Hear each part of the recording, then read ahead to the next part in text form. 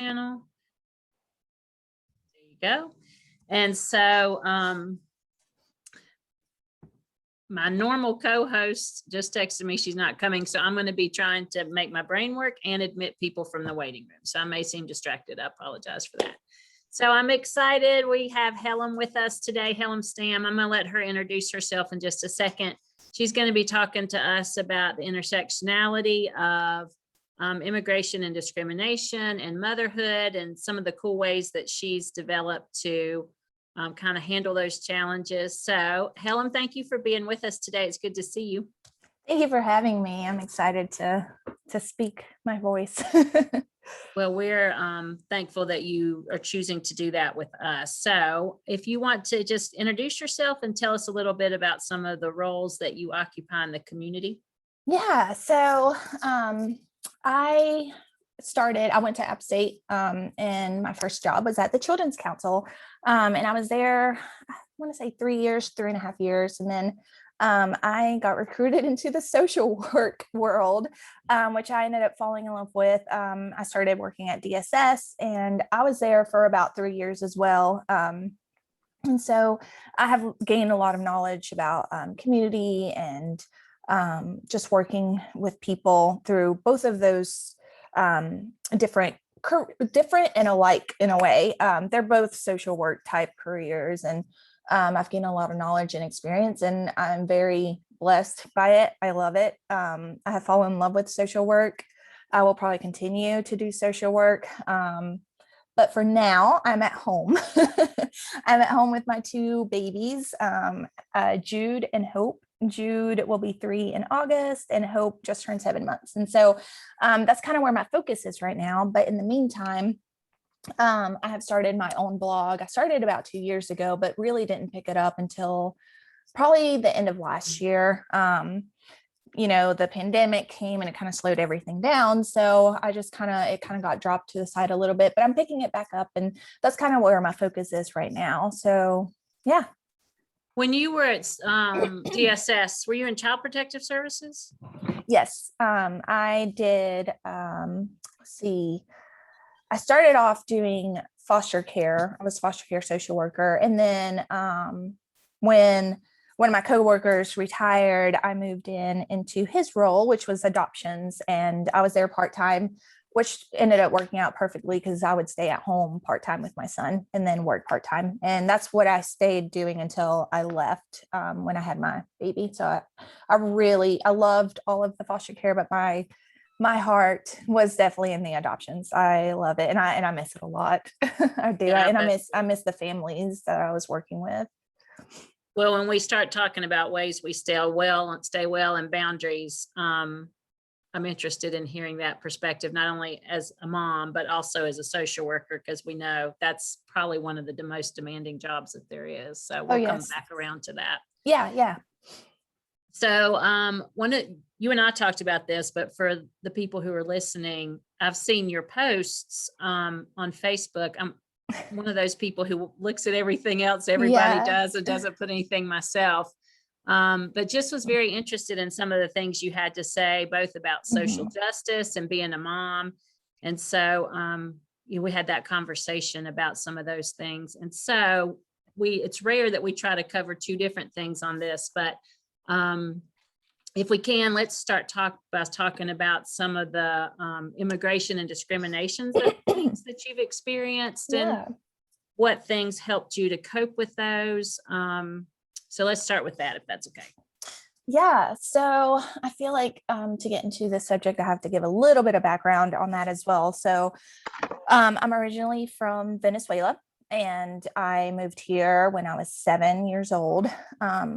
Almost immediately turned 7 when we moved here. And so I'm going on 24 years here in the United States. And so I've learned a lot. I've grown a lot. And I have learned to use my voice as well with Facebook because, I have tons of friends on there, and, that's my way of kind of raising my voice about these issues.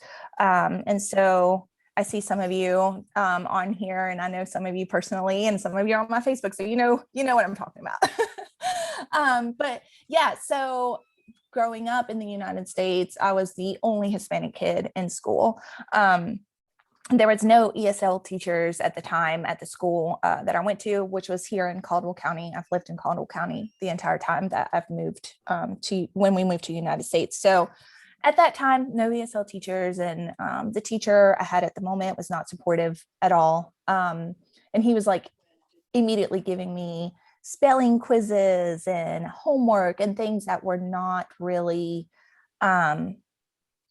appropriate for me when I was trying to learn a second language. I really didn't know any words at all, maybe 3 or 4 words total in English.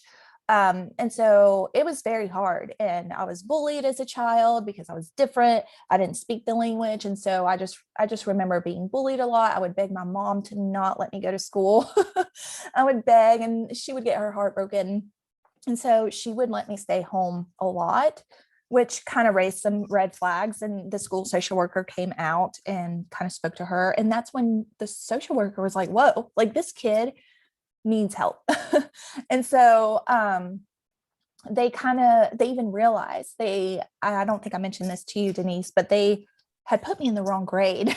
So even that had been a miscommunication. I was supposed to be in the second grade or the first grade, and they had put me the grade above that. And so they kind of were like, she's not in the right place. She needs more attention, more support. And they switched me and they put me with this angel of a woman named Camilla Holzclaw. And she became my teacher for 2 years. I had her, I want to say it was second and third grade.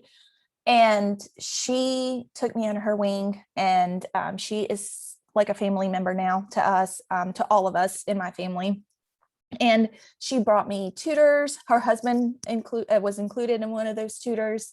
And I think it was like 2 or 3 different people that she kind of hooked me up with to work with me one-on-one. They would take me out of the classroom, sit down with me, help me read like word for word, like literally pointing in the books. And just like, that's how I was able to learn. And that's her husband. Also an angel of a man. That's who I got my Southern accent from. Okay. I don't have much of one, but it is there a tiny bit, and I got it from him. And so they were our support, and they still are in this big country that can be very, very scary for migrants. And so since then, my work kind of started with kind of raising my voice and helping anybody that needed help. So throughout school, all the way through high school, I was the kid that a lot of teachers would assign and say, hey, here's a new kid. He doesn't speak English. Can you help him or her? And so there was tons of kids that I would help and kind of interpret for and translate for during class time. And sometimes, the teachers would get upset and would be like, hey, like you're interrupting. And I'm like, what do you want me to do? Like, I'm not even trying to learn completely because I'm helping. Like there was just never enough support in the schools for that. I also remember interpreting for my parents since I was young. And I still do actually for my mom. And so it kind of kept growing from there. And I started interpreting I would volunteer in high school for a place called Helping Hands, which was like a clinic here in Lenore. And then there's El Centro Latino, which is like a hub for any sort of Latinx type work in Hickory. But I've always noticed that there is not a lot of support in Caldwell County for the Latinx community. And so it's been difficult for me to watch my family go through that because I was growing up and I was seeing these issues, but I was a kid and there was only so much that I could do. And I could see that my family needed help. And then as we met more people and kind of settled more and got our roots into this county, we met more and more Hispanics. And I mean, I've interpreted at births. I have gone, I mean, anytime I have a fellow Hispanic that needs a little extra support, I'm there for that because I've been through it. And so has my family. And I always think of my mom, who migrated here at 30 some years old with 2 kids and not knowing the language and essentially starting over, and how terrifying that was. And I cannot imagine doing that now with my own kids. And so I'm always there to advocate. I'm always there to help because we need more of that in this world, and we need more of that in Caldwell County. And so one thing I want to ask you about, let me interrupt you a second. When you talk about interpreting when you're so young, the things that I've been reading lately are what a huge responsibility that is for children. And so just in your opinion, based on your personal experiences, was that something that you felt like was a big responsibility that, now I know in Watauga County, we have 2 interpreters, and I know it's not that way in every county, and that's just at school. So looking back on that, do you feel like that was a lot of responsibility that weighed on you?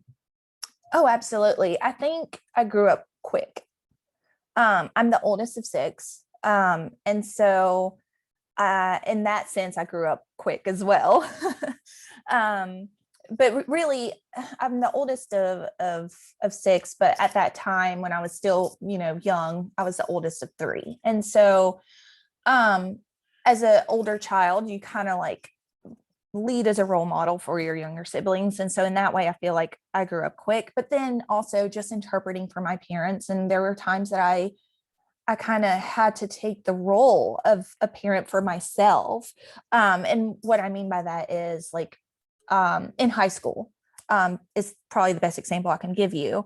I was a first generation student in the United States. My mother, she went and got her master's. She was an accountant and administrator in Venezuela, not here. And so it was her first time going through that with a child in a different country. And the school system and everything is so drastically different here than it was in Venezuela. And so I had to figure that all out essentially on my own. I had some help here and there. But it was very difficult. It was very difficult because there were times that I had to kind of be my own parent in that way and figure things out. And you see that a lot in the Hispanic community with older children, because my sister, who's the second oldest, she had me as an example, and whenever she went into school, those teachers, oh, you're Helem's sister. So they kind of already made that connection. So she had a lot more support. And she was able to get scholarships, things that I didn't know were available to me. And she's doing amazing things herself. But yeah, it was very, very difficult growing up that way. And I see it a lot with a lot of Hispanic kids. Yeah. I interrupted you. If you remember where your train of thought was, I'm sorry. Oh, I don't, but that's okay. Okay. And so when we were talking and you talked about some of your school experiences, but then the challenges of immigration and discrimination continued on even as an adult. Yes. And so every once in a while you would like run into someone being just rude. And as a minority, you can always sense it. You can always tell. It's like the air changes. There's just like this weird static almost, like you can tell that person is treating you differently because you are a minority. So that has always occurred. We've always dealt with that. But then when the political climate changed, things worsened for a lot of Hispanics, and it wasn't it's still happening. It happened yesterday. And so it makes you so sick to your stomach and makes you just want to scream and cry and be angry all at the same. It's so many mixed emotions when you deal with those kinds of things. And so there's been times that like my family was out and about. Like one of them was, I think it was right. It was either Thanksgiving or no, I think it was New Year's Eve. And we were at Walmart just shopping. We were picking up some last minute items. And this woman just walks by us and starts clapping her hands and yelling and saying, "This is America." I'm like, yeah, it is America. And so, we just, half the time you don't know how to react. You just kind of freeze and you're like, what do I do? Because you don't know if they're going to be violent towards you. You just don't know how they're going to react. And sometimes you're just caught so off guard that you don't know how to react. I don't remember how I reacted when that happened. I think that I just stared her down. And it was just like one of those, like, if looks could kill, like I'm sure like my face was not pleasant at all. I was very upset. And my mother is not she does not like conflict at all. So she just she's like, let's just go the other hallway. And I'm like, no, like, why do we need to change aisles because of this woman? And so it's just situations like that pop up just here and there, and you never know when it's going to happen. And then, like I mentioned, it happened just as recent as yesterday. My sweet mother got in a car accident, and we were waiting for the police officer to arrive, and I immediately knew I needed to be there because I was like, you just never know what's going to happen. And my mom, she speaks English, she understands English, but she does have an accent, and you can tell she's Hispanic. And so immediately that's enough for me to be like, I'm not leaving her alone. And so the first thing I do when I get there, I kind of test the waters, and I'm like, how was the man's like demeanor? Was he, and she's like, no, he was fine. I'm like, okay. And he did seem fine. And so we were just kind of waiting. The police officer arrived. And then this man's family arrived as well, just like I had arrived for my mother. And this woman, we're standing all relatively close, enough to where we can hear what each other is saying. And this woman starts saying, you have to stop at stop signs, which that wasn't even what had happened. It wasn't, she misunderstood, I guess, how the accident happened. But she's like, and this is America. And you stop at stop signs in America, and you speak English in America. And I just stared at her and I said, no. I'm like, we're not doing that right now. So don't even start. And she just stared at me like she genuinely thought that I did not speak any English and that my mom didn't either. She was just talking. And I said, yeah, are you surprised that we speak English? We do. So you can just stop it. And the guy that actually got in the accident looked over and he apologized. And I think he was embarrassed, but it was a car accident. I mean, you just never know when you're going to run into situations like this. And I felt brave enough to be able to speak up because I felt safe with the officer that was there. But that doesn't, we don't always have to be able to be, we don't always feel comfortable enough to stand up for ourselves because you never know how that person's going to react or if there's going to be a gun pulled out, because that's another fear. And so we just, a lot of times we just kind of bite our tongues, but yeah, we deal with that a lot. Well, and it's not like my children and I have this discussion a lot because when you're a teenager, you think all you have to do is speak the truth and that just is accepted. And so we talk, it's not like, you're going to speak your truth and that everybody's suddenly going to become enlightened and come over to your side. And like everybody's, a big happy family. Most of the time when you try to speak your truth, you're not speaking it into a receptive audience. Exactly. And so I can imagine there's a lot to weigh as far as your safety and the audience and who else is around and all of those things as to what your reaction can be, which in itself is probably, I'm imagining, to be very frustrating. It was. And my mother, I had told her, I said, you never know how things are going to turn. So if you don't mind, just please record before any of this happened. And so she actually, I think, was able to catch some of that on video. And she said, my mom came over right at the end of it, and she had her phone, and I said, she's like, did she say something about us being Hispanic and speaking Spanish? And I said, yeah. And so my stepdad, who is American, came over as well, and he had to walk away. He was just like, I can't, because if I say something, it's gonna get ugly. And so he had to, and sometimes you just have to, because the anger is so severe, I guess, because it really, I remember I was shaking from how upset I was, and I felt sick to my stomach. And I feel it's the same feeling I get every single time, but it's not always that blunt and that obvious. Even as simple as when I take my grandmother to her doctors, I can feel that I'm treated and that we are treated differently by the nurse that's there.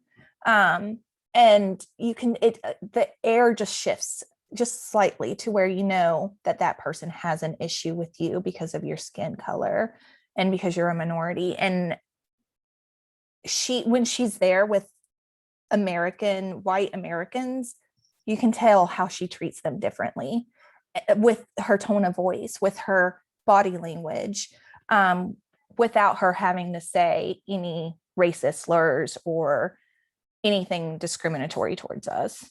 So unless you experience it, you won't understand it, and you really just won't get it. Yeah, no, that makes sense. It kind of makes me regret we're going to try to squeeze two things in today, because I think we could talk about this the whole hour. Yeah. But in light of wanting to get to the second piece, what are you talked about your teacher and her husband. Were there other things then?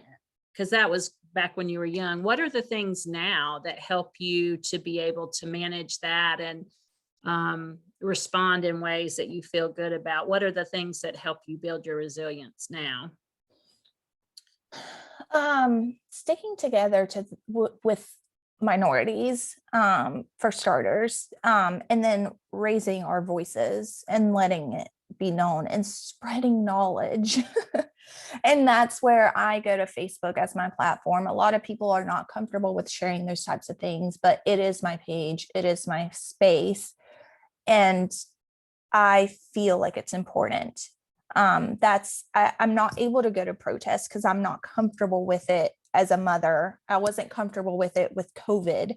And I was pregnant at the time anyways, when all of those protests were happening. But, I feel like right now that's my platform to be able to do that. And also support those communities in whichever way you can. My way of doing it is interpreting. If a Hispanic family needs it, I'm there for them. And I've done it so many countless of times that like it's second nature to me. My husband is always picking on me because I'll be at a store and I'll see somebody who's struggling, and I'll just jump in. Like I don't even think about it. I just jump in. And so it's just my way of kind of doing that and dealing with it and providing that support and that help to those communities. And then also just as simple as like, if they own a store, go shop in their store, if you don't know what to say or how to express yourself, then just like doing shopping, just something simple like that. Black owned businesses, Hispanic owned businesses, any minority owned business, go support them. But just, raise your voice. It's important to spread this knowledge. It's important to let people kind of hear your voice and hear what you have to say.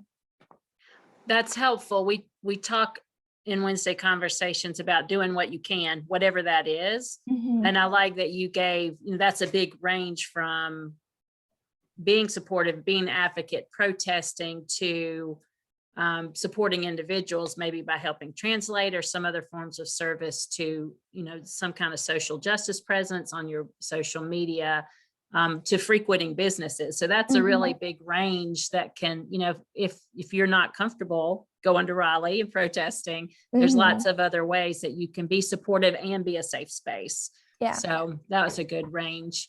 All right, well, let's move into motherhood. Anybody that sees any of your posts know sometimes when I see your posts, I'm like, oh, that kind of gives me the energy to go be mom again. Because you clearly just really delight in that role, but you have had challenges with that as well. So what can you tell us about that?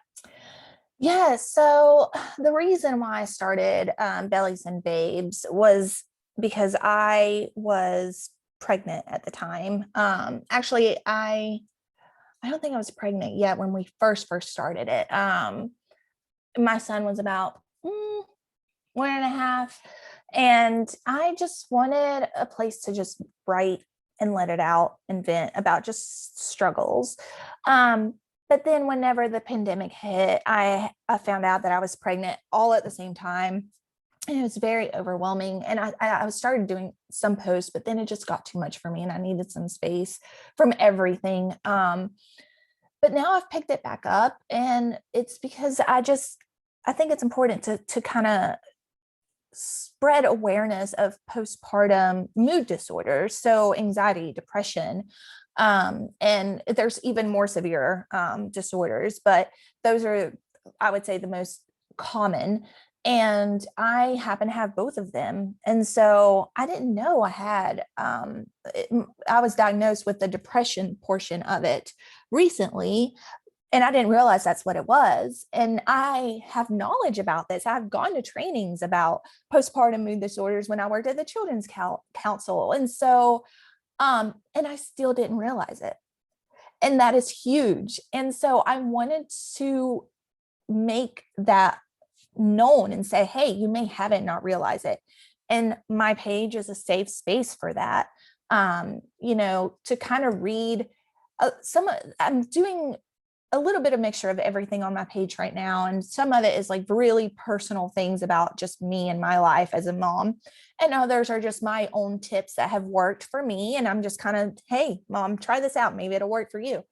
But I just kind of want to make it that space so that people can, their parents, not just women, but just parents in general, can come and read about that and know that they're not alone, and know that, like, we're all experiencing it one way or another. And even if you don't have anxiety and depression, parenting is tough. It is so tough, and it takes a village. And I would be so lost without my village, which is my immediate family and my mom and my grandmother, and on my husband's side too, his grandmother, and like all of them are so helpful to us. And there's days that I just need a break because it's so overwhelming and it's so much. And so I just wanted, that space for that, so that people can hear my voice and know that they're not alone, and that they can come to me. We have a portion on there where you can send me a message or comment, like, and just, talk to me. We even have the email set up there if they want to make it private. And I may not always provide the best advice if they want my advice, but I can always listen. And my sister, she's not a therapist, but she's like my own little therapist, because I get to vent to her. She's not a mom, but she listens. She doesn't need to sit there and know what it's like being a mother. All she has to do is listen. And so that I want to kind of provide that to other people too. I can just listen if that's what you need. So, but yeah, and I decided to go to therapy myself, with an actual therapist, not my sister. And just, get some extra support, because I knew it was time. I needed it. And so I kind of want to raise awareness about that as well, and just say, hey, it's okay to ask for help. Which, like, I think a lot of parents sometimes are kind of afraid to ask for that extra help and support because of fear of judgment. I feel like that's the main thing that a lot of people are nervous about, is about being judged. And there's no judgment on my page. I will not ever judge anybody. Helen, let me read you a couple things from the chat. I should have Yeah. read you this one back when we were talking about the discrimination issues, but just that how painful, and I'll copy and paste all these for you in the email. So when you have time to read them slowly, you can, but Okay. Just how painful it is to hear about those experiences for you, and that while we can't fully understand the impact, thank you for sharing those. And then what we're talking about right now, how much we can relate to the postpartum comments, and the countless parents who've looked back to realize that what they were experiencing was postpartum symptoms, but couldn't see it at the time, myself included. And so I agree. I remember when my son's 22, and when I had him, I was the oldest of 8 children by 5 marriages. So I'd done the kid thing and babysat, and it's just the same thing. You're just, entertaining kids for hours. And I remember when they went to give him to me to come home from the hospital, and that was, my lightning bolt. I was like, I could take this baby home and eat him. You don't know who I am. You're giving me this life. And from that moment, I was stricken with panic. Like, what keeps them breathing? What keeps, how do I not, fall asleep while I'm nursing him and roll over and smother him? And I just remember being consumed by anxiety it was about 3 years. And I eventually ended up going into therapy and getting on medication. And so much of that, there is no answer for. You just have to let go. But then when I had our daughter, she's 17, the health department had a nurse, Connie Norris, I would be happy to have come to my house every day of the week. And she called me and she said, can I come do a home visit? We're doing them with all the babies. And I said, you're welcome to come, but I got this one down. It was the last one, that I needed you to be here for. So she came and we talked, and I said, the first one, looking back, I feel like I'm kind of lucky to have made it through that, because it was just so terrifying. And so with the second one, I was much more, I'd go to bed when I was tired and let my husband watch the baby. But, and I remember 2 things. One, feeling so betrayed that nobody had told me it was going to be like this, because all the Hallmark commercials are the fuzzy, dogs running in the field and babies crawling in clean diapers. And nobody told me about any of this. And just the tremendous isolation of, it's just me here. I'm all alone. Nobody can help me. Like, this is really, really bad. And it's just me. And so the idea that there's someone, like what you're doing, where there's a community where you can reach out and not be judged, and people who are going through the same kind of thing, that's got to be really powerful for the people who come and visit with you there. Yeah. And I hope that I can send out that message and just, let them know that they're not alone. And a lot of moms, like what you were saying, they look back and they're like, oh my gosh, yes, that was tough. And with my son, what you were describing, I had crippling anxiety. It was intrusive thoughts constantly all day long. And it was so draining and so exhausting. And I still have some of that, not nearly as bad as it was. But my son will be 3 in August. And so we're going on 3 years of this. And it gets to a point where it's okay to ask for that extra support and that help. And I really like my therapist. I'm very happy that I took that step forward. I wish I would have done it sooner. And I also understand not everybody has access to that, which is really upsetting.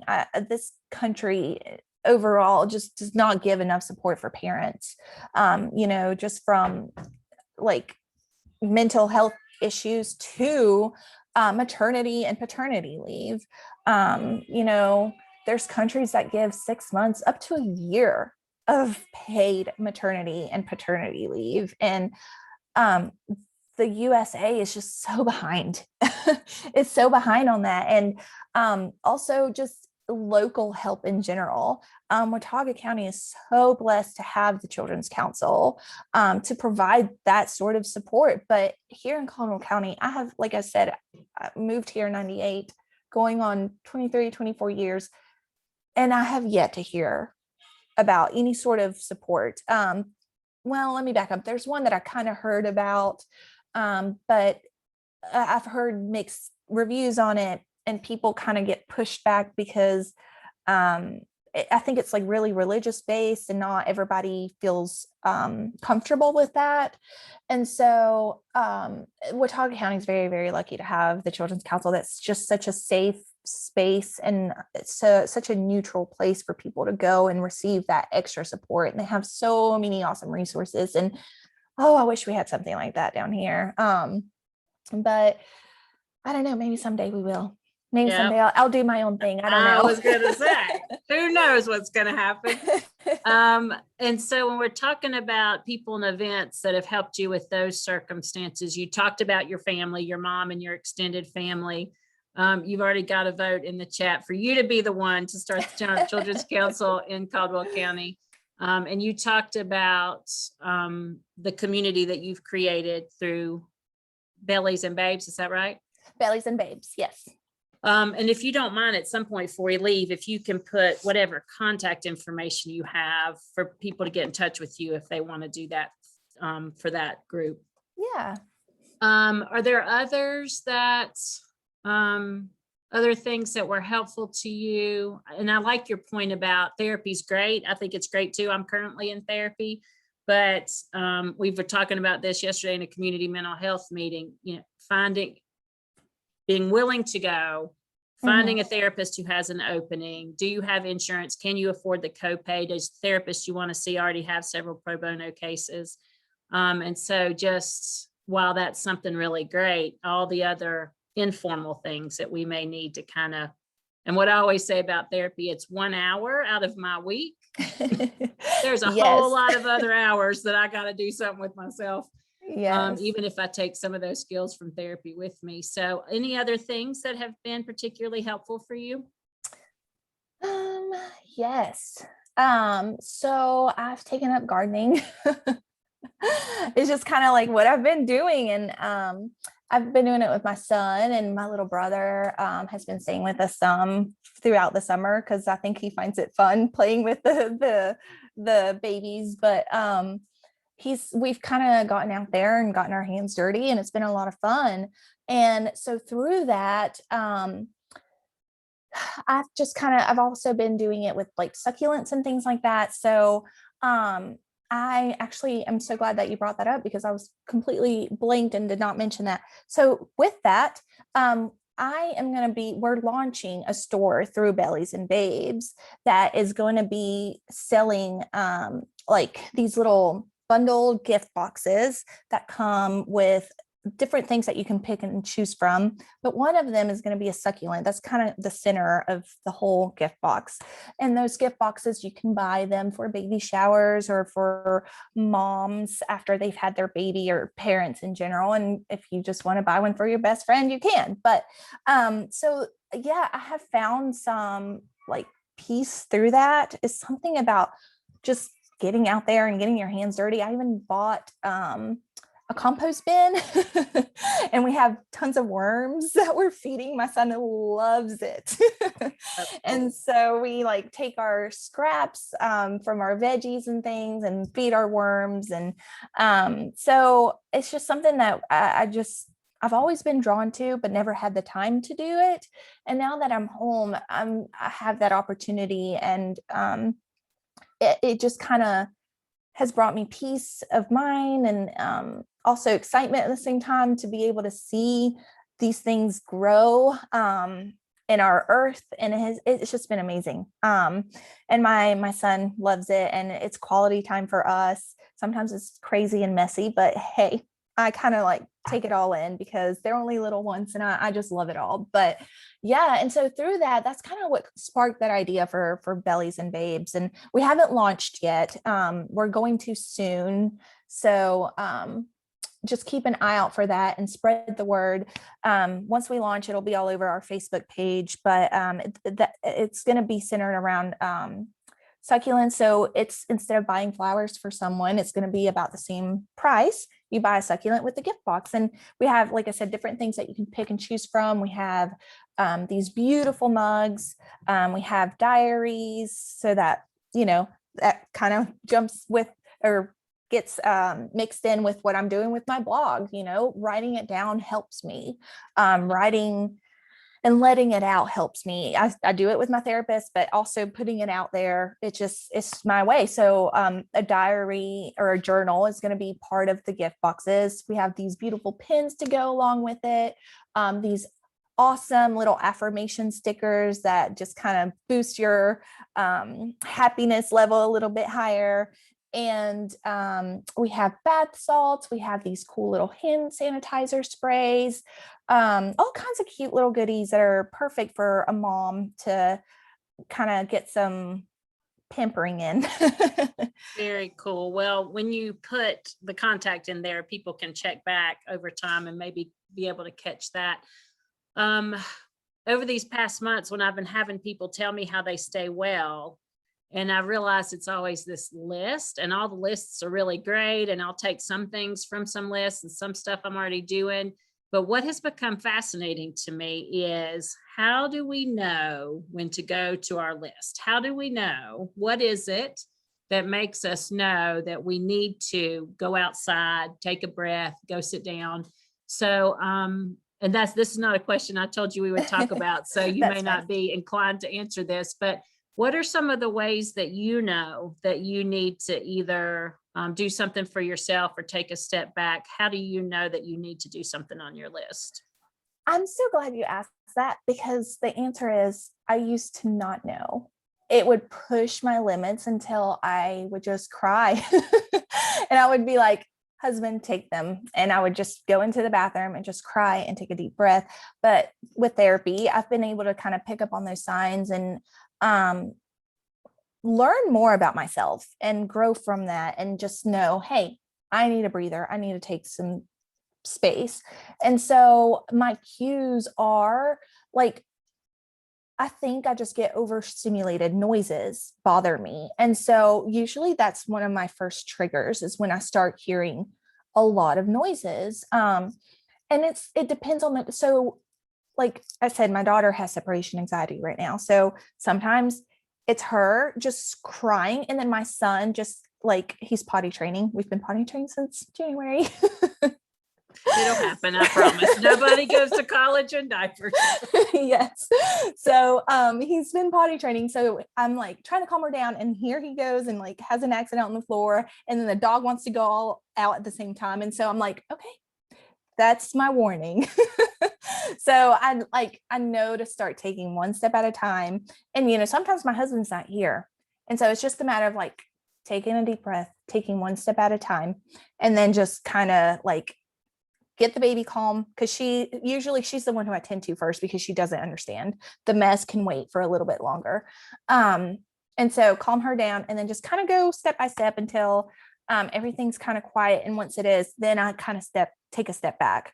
But if I have someone else in the home, I'll be like, 5 minutes, just 5 minutes. And I'll go into my bedroom. I'll go outside. Sometimes I go to the garden, just, but you have to learn what those triggers are. And that was my first problem. I didn't know. And so I would get so overwhelmed and overstimulated that I would just kind of like shut down and break down. And so with therapy, I've been able to like figure out what those are. And then there's moments that I just cannot take that time in that moment to step away. So one of the things that my therapist taught me was change your body temperature. Take an ice pack, put it in the back of your neck, turn the AC up, or just even stepping outside for like 2 seconds and come back in. So there's days that it's chaos for whatever reason.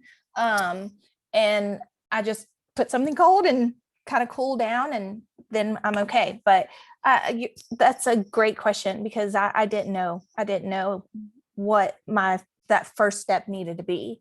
No, I was the same way. And that's one of the reasons I think it fascinates me, because for a long time, I didn't know that, you think to yourself that suddenly somewhere inside of you, there's this thing that says you're not okay, or you need something that you're not getting. And that there's not a flashing sign that would be so helpful. And so mine's irritability. That when I started being snappish with people, or feeling like I was gonna cuss, or something like that. And that to me did not connect to, and you need to go take care of yourself. There was no connection there for me at all. And therapy was really helpful for me about that too. Like I liked how you said, what are my cues that I need to step away? And so we talk so much when we're doing trauma work about if you're triggered, or if this triggers you, or if, this brings something up for you. And it's just become so apparent to me that sometimes people don't even know what that feels like. Like, how do you Yeah. feel when you've been triggered? What does that mean for you? And so I'm becoming really interested in how people know that they need to give themselves some attention or to step away for a minute. Yeah. Yeah. I think that's a very good question, and an important question, because you're right. Not everybody knows. And I think you and I are very similar, because there's times that I start realizing I'm getting snappy as well. And that's another key for me to be like, I need to take a step back. So it's important to know all of those as a parent, and in your relationship with your spouse as well. Because I think my husband and I make a great team, but that's one thing that I realize, oh, I'm getting snappy. I probably need to take a step back. Yeah. Yeah. Well, and that it takes a lot of vulnerability to, be able to identify, recognize your emotions. When we're talking about people from trauma, I grew up in a traumatic background, and we weren't taught how to recognize. Not only were we not taught how to recognize emotions, we were taught not to recognize emotions. Yeah. And not to acknowledge them or deal with them or try to regulate them. So I feel, I feel like sometimes we take for granted that that's a skill that people have, when actually it's really not. So something we'll all keep working on. Yeah, absolutely. And, I'm starting that with my son, to teach him how to regulate emotions and teach him what emotions are. And there's a whole kit that I bought, and it's called the Calming Corner. And if you are a parent and are interested in that, look it up. It is a little bit pricey, but it is so worth it. And it has made huge differences with us as parents, and then with our son. We don't do timeouts. We started doing timeouts, and it just was not working for my son. And so we did the Calming Corner instead, and it's worked like magic, and I absolutely love it. And it's even taught, like, there's times that I think my son can pick up when I'm starting to get frustrated. So he'll take my hand and take me to the Calming Corner and say, Mama, what do you feel? Wow, that's so cool. Yes. And we have been doing those in schools. And I cannot tell you how many children, so we do them kindergarten through high school, how many children, while we're training, we teach them about identifying and regulating emotions. And two things that we hear: one, we need these at our house. Yes. For my dad who can't regulate, our mom or whatever. Yeah. And then the second thing is, no, my whole life people have been telling me to calm down, and nobody ever told me how. And so those have been so super effective at school, as far as identifying and helping people learn to regulate emotions. Yes, they're amazing. I love it. I'm in love with it. And for him, who doesn't know how to read yet, it's got pictures, and it'll show like all of the emotions. It'll show the four main ones, like happy, sad, angry, and calm. But then it's got a more detailed chart that's got a bunch of, like, an array of emotions, and it'll show like what's a really active emotion, what's a calm emotion, and then like happy and sad versions of calm and like active. So that one's more detailed. But then on the one that's got the four main emotions, to the side of it, it's got options he can choose himself to calm down. And then it's got one of the options is a question mark. And so we chose some things together that he likes. So we have like sensory toys, essentially, like a rain stick. We got all kinds of really cute things for him. And he'll sit down on this little chair, and he'll just kind of like play with those things. And it works like magic every time. I love it. Very cool. Let me read you some stuff from the chat. So Yeah. Susie's, who's a therapist, said, everyone assumed that because we're therapists, we don't need support, but early postpartum time colic, had one of those. Dysregulated child who rarely slept, same child. I didn't feel like the more extreme versions maybe of postpartum, that was the standard picture at the time, but definitely would have benefited from help, recognizing the need for help and ideas about what that might look like, which I feel like we have this fear as a society, this very black and white, you're either okay or you're going off the ledge. and we don't recognize a lot of that gray stuff in between and the different variants of needing help. And then somebody else said, also had a moment of overstimulation yesterday. Will keep that body temperature trick in my back pocket. Then some comments about learning cues and recognizing the lower levels of cues, which is an excellent point, because I didn't know it was time to step away until I was already at a 5, and so learning that if you can recognize the 2s and step away, then everybody's so much better off. And then wish I had this information with my 3 children, 3 within less than 4 years. That puts panic in my heart just reading that sentence. And had a picture in my mind of a mother who just trudged on. I had that same picture too, but wish that had been different. And the image of our own mothers is unrealistic. And so the images that we have in our minds, I so agree with that.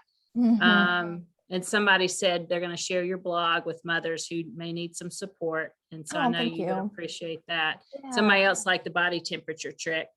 When they said they're doing it right now because there's a lot of things happening outside of this meeting. So that's really cool. A tool to take with them and use right now. Awesome. So if you have any questions for Helem that you'd like to ask, you're welcome to put those in the chat and additional comments as well. I'll copy all these for her and email them to her so she has them to read when she has time to do that. But I do think the idea that we have all these preconceived notions and images of who we're supposed to be and trying to be perfect, and that somehow we get the label of a parent, whether it's a mom or a dad, and suddenly we have all this magical source of information that makes us suddenly perfect, and how far that is from the truth. Oh yeah, absolutely. So you did an excellent job. I knew it was going to be a lot to ask of you to cover these 2 highly important, very diverse topics. So thank you for your willingness to take both of those on. Anything else that I haven't thought to ask you about that you felt like you wanted to mention before we try to wrap up? I don't think so. Just always speak your voice for both of these things, for racial inequities and for just support as a parent. Don't be afraid to ask for help. That's been one that was tough for me, and I'm starting to be like, hey, I need help. And so I'm starting to do that because I'm not Superwoman. I can't do it all. So speak your voice for both of these things. I've always been the person who's like, if there's anything you need that I can do, let me know. And I recently, in the past 2 years, have acquired a friend who is so much more concrete than that. And she'll text me when she knows I'm struggling. She's like, I'm at the store. What can I bring you? Or even, I'm coming to your house to drop some stuff on your porch. You can tell me what you would like, or I will guess and just drop some things.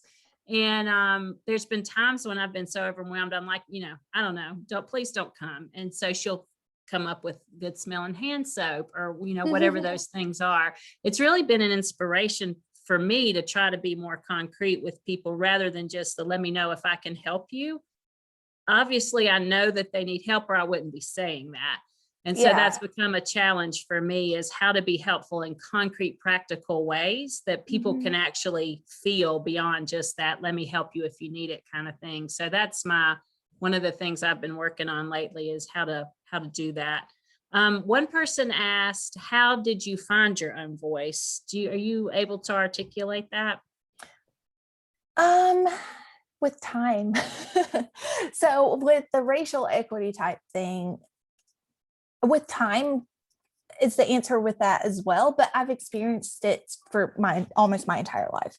And so I just feel like it comes so naturally for me because I have been in the ugly side of it, like dealt with it hands on and been so angry about it that I have to say something about it.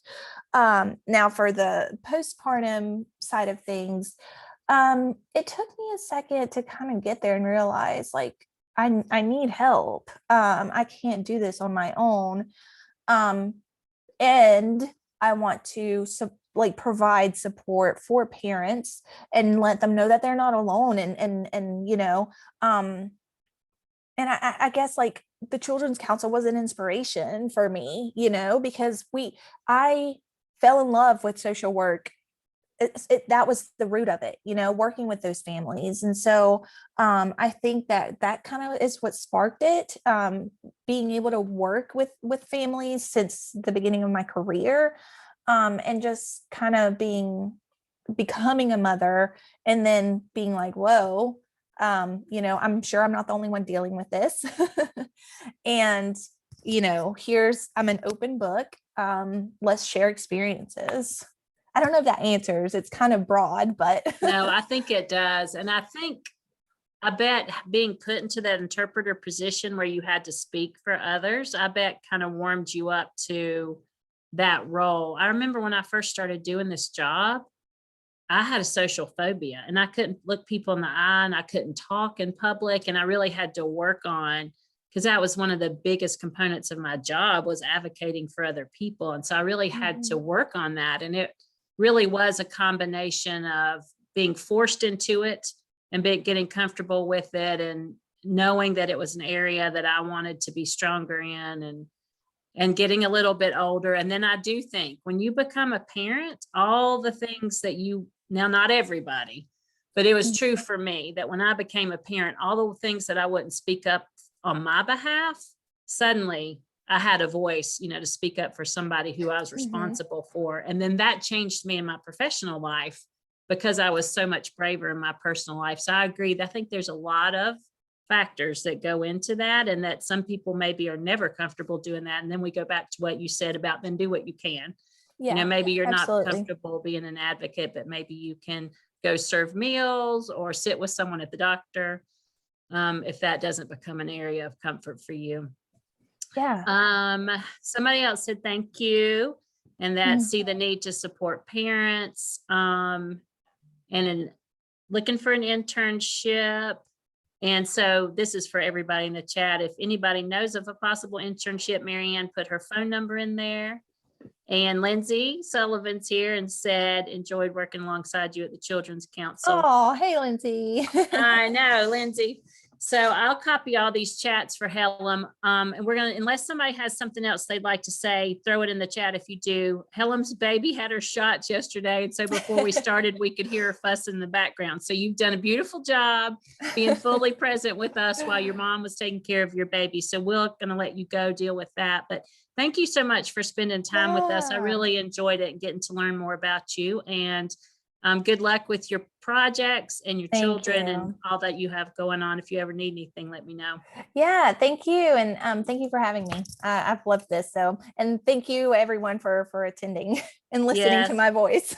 Well, we enjoyed spending some time with you. So I'll send you these chats, Helem. Hope the rest of your day goes well.